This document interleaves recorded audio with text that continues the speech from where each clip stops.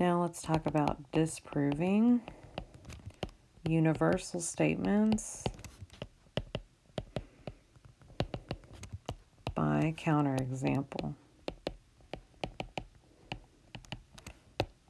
So the type of universal statements we're going to look at here, it's for all x and d. If p of x, then q of x. So we want to show that this statement is false. So remember, we can think, when we're thinking about a statement being false, think in terms of its negation. So to show this statement, I'll just say to show this is false, we need to show the negation is true. So what would the negation of this statement be? Well, remember, when we negate, we flip the quantifier, so it becomes there it exists, an x and d, such that, remember how we negate a conditional statement, it becomes an and, it's p of x, and not q of x. So we need to we want to show that this is true, so we need to find an x where p of x is true, but q of x is not true. So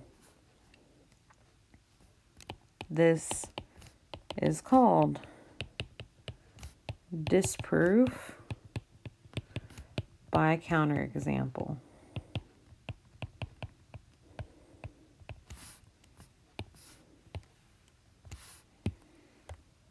So we're going to look at an example here, a problem.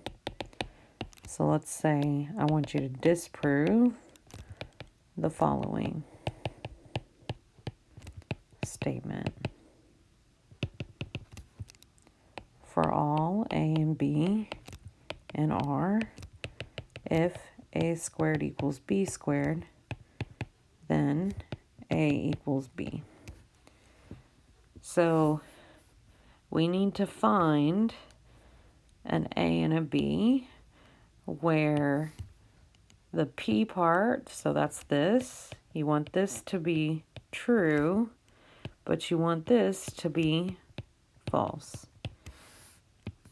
So I need two real numbers.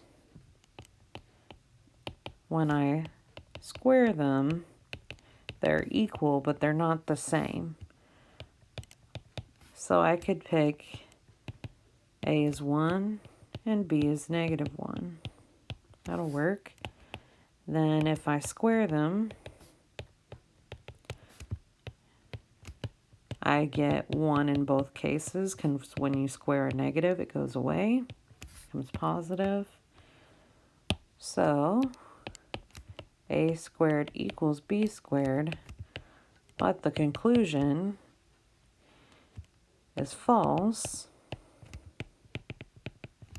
because 1 is not equal to -1.